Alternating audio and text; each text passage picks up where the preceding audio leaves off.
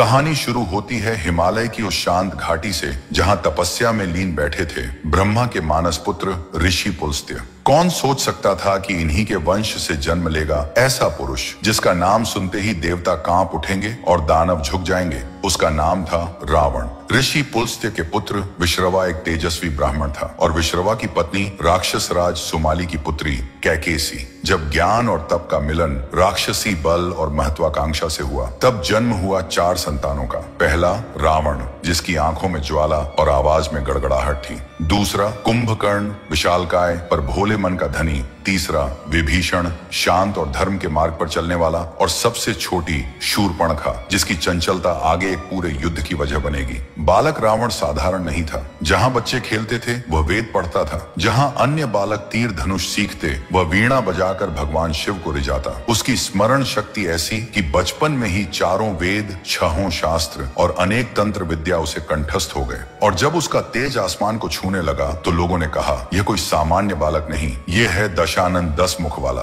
अपना ज्ञान शक्ति और महत्वाकांक्षा 10 दिशाओं में फैलाने वाला। युवावस्था तक पहुंचते पहुंचते रावण का तेज, उसकी विद्या और उसका घमंड तीनों दिशाओं में फैल चुका था। पर उसके भीतर एक जलता हुआ सवाल था, अगर मुझे तीनों लोकों पर शासन करना है तो मुझे अमृता पानी होगी। और तब उसने ठान लिया कि वह तपस्या करेगा, ऐसी तपस्या जैसी किसी ने पहले न की हो। वह बैठ गया कठोर तप में। वर्षों तक उसने न आहार लिया न जल। एक एक कर अपने ही सिर काट कर अग्नि में अर्पण कर दिए। पहला सिर, दूसरा सिर, तीसरा सिर, हर बार नया सिर उग जाता और वह फिर उसे काट कर अर्पित कर देता। 9 सिर अर्पित हो चुके थे जब उसने 10वां सिर अग्नि को अर्पित करने की ठानी। तभी आकाश कांप उठा। ब्रह्मा प्रकट हुए। उन्होंने कहा, रावण, तुम्हारी तपस्या ने मुझे संतुष्ट कर दिया है, मांगो क्या वर चाहिए। रावण, जिसकी आंखों में अब भी महत्वाकांक्षा की आग जल रही थी, वह बोला, प्रभु, मुझे ऐसा वरदान दीजिए कि देवता, दानव, यक्ष, गंधर्व और असुर कोई भी मुझे पराजित न कर सके। ब्रह्मा ने वरदान दे दिया, लेकिन रावण ने एक गलती कर दी। उसने मनुष्य और वानर का नाम ही नहीं लिया, क्योंकि वह उन्हें तुच्छ समझता था। यही भूल उसके विनाश का बीज बन गई।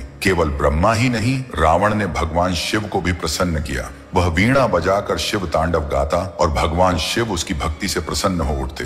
लेकिन जब रावण ने अपने अहंकार में स्वयं कैलाश पर्वत उठाने की चेष्टा की तो भगवान शिव ने केवल अपने पैर से पर्वत दबा दिया। रावण का हाथ उसके नीचे दब गया। वह पीड़ा से चिल्लाया, इतना चिल्लाया कि धरती और आकाश तक गूंज उठे। और तभी से उसे नाम मिला रावण, अर्थात वह जो अपने आवाज से संसार को कपा दे। भगवान शिव ने अंततः उसे मुक्त किया और आशीर्वाद दिया, रावण, तुम मेरे परम भक्त कहलाओगे, तुम्हारी शक्ति अनोखी होगी, पर याद रखना, अहंकार तुम्हारा सबसे बड़ा शत्रु बनेगा। अब रावण केवल एक विद्वान या भक्त नहीं था, अब वह त्रिलोक विजेता बनने की राह पर बढ़ता एक महाबली था। देवता कांपने लगे, ऋषि भयभीत होने लगे और दानव झुककर रावण को प्रणाम करने लगे, क्योंकि तपस्या ने रावण को शक्ति दी थी, लेकिन शक्ति ने उसे बना दिया अहंकारी सम्राट रावण।